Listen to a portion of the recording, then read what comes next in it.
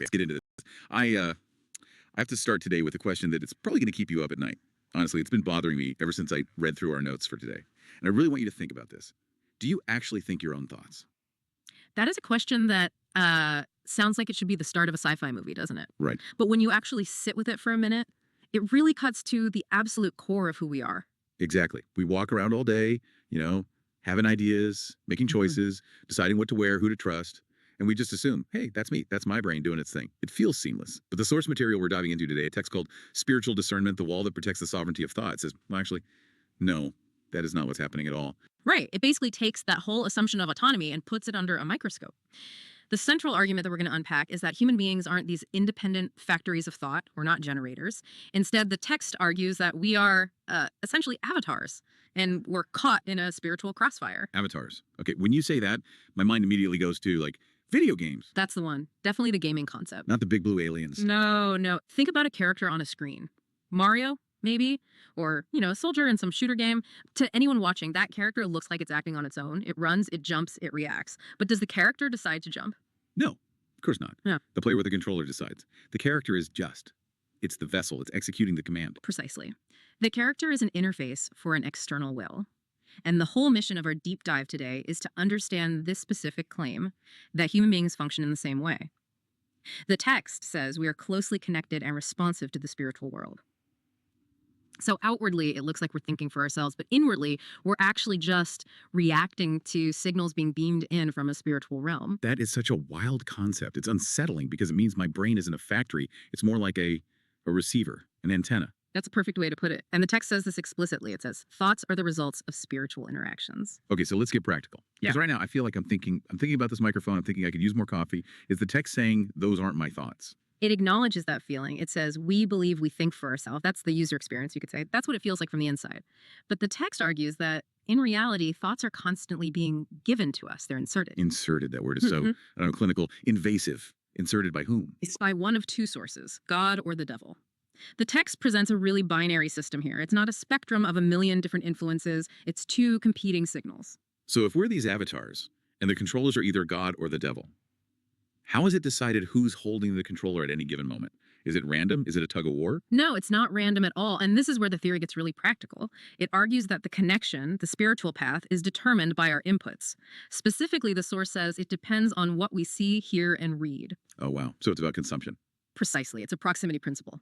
The text says that depending on whether we are close to God or close to the devil, based on that media, those conversations, those inputs, that determines who influences our thoughts. It's a direct cause and effect. So if you consume things aligned with one side, you essentially become the avatar for that side. You do. That puts a whole new weight on doom scrolling, doesn't it? Yeah. I mean, we think of just scrolling through social media as wasting time, maybe getting a little stressed out.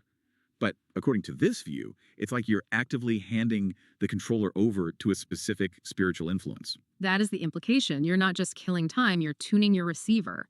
If you spend 3 hours absorbing anger and division and fear, you are literally tuning your antenna to the anger, division, and fear station. And then when a thought pops into your head that says, I should yell at my coworker, the text would argue that isn't your thought. That's just the broadcast you tuned into. It's like that old computer programming saying, garbage in, garbage out.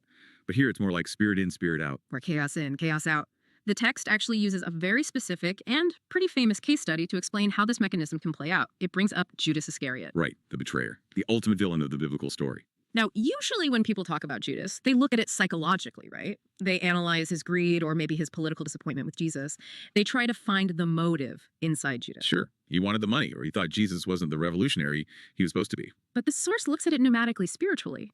It points out that when Judas betrayed Jesus, it wasn't just Judas having a bad idea. It zeroes in on a specific line from the text. Satan put the thought of betraying Jesus into Judas. Put the thought, let's stop on that for a second. Yeah. That phrase implies the thought didn't originate with Judas. It was an external suggestion. Exactly. It was an insertion. But, and this is the critical part, why was Judas the one who received that thought? Why not Peter? Why not John? Because of his inputs. Because Judas had already compromised his wall, which we'll get to.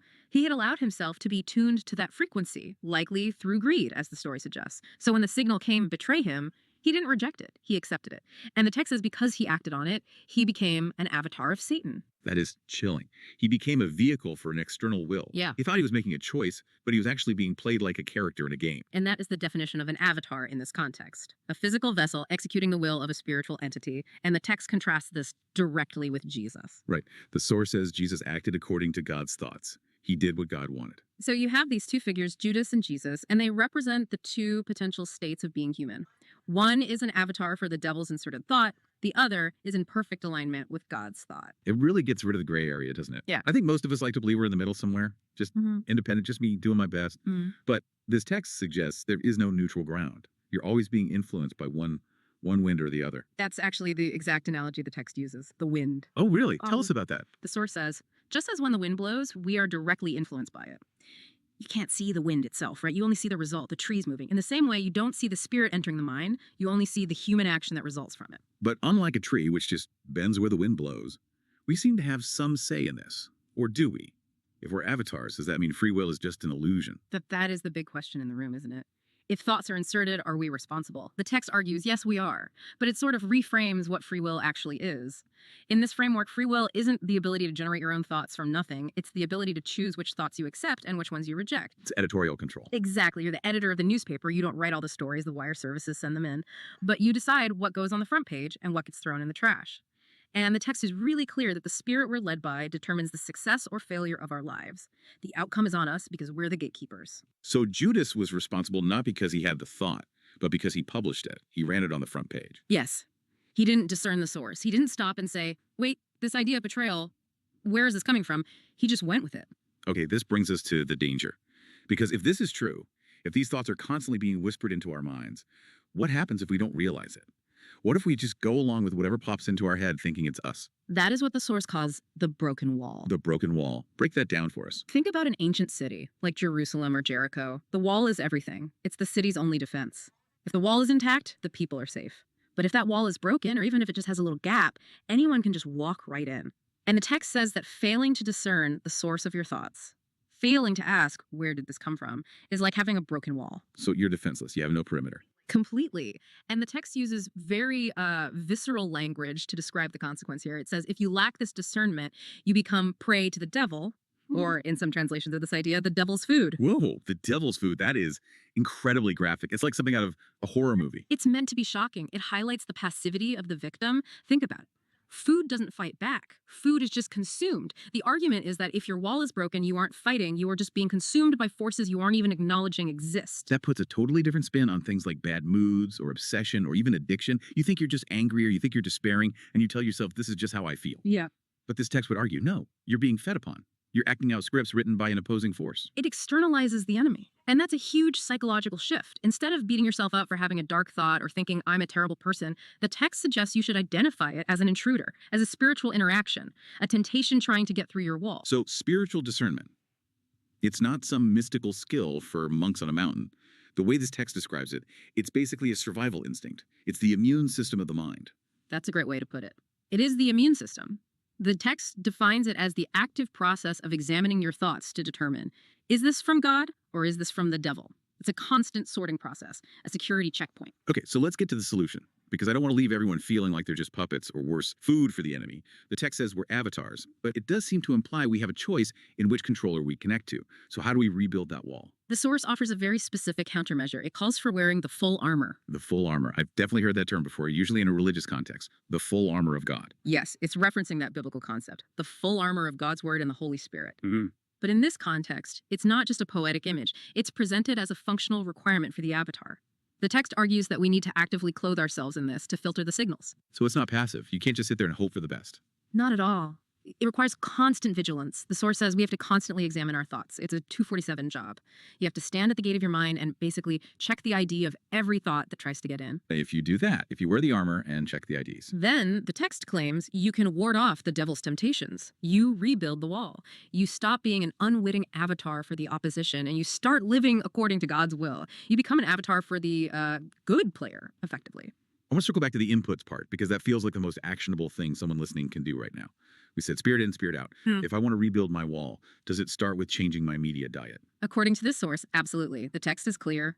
The connection is determined by what we see and hear.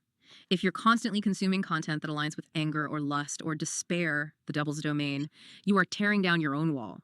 You are inviting those thoughts to be inserted. It's like leaving the front door of your house wide open in a bad neighborhood. Exactly. And the full armor involves filling that space with the Word and Holy Spirit. Instead, you're changing the input to change the output. You're tuning in to the frequency you want to emulate. You know, what's fascinating is how this text frames the entire success or failure of our lives.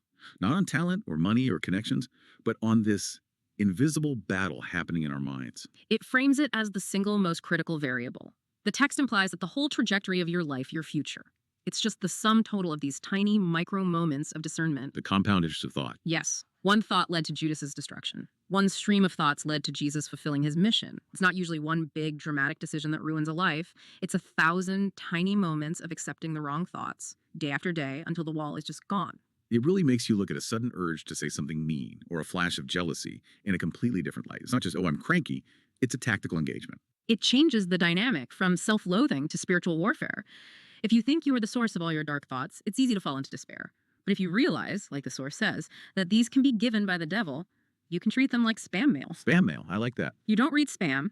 You don't analyze it to see if it has a point. You just delete it. But to delete it, you have to recognize that it's spam. That's the discernment. Okay, so let's recap where we've been on this deep dive. We've covered some pretty heavy ground. Let's do it. First, the core claim.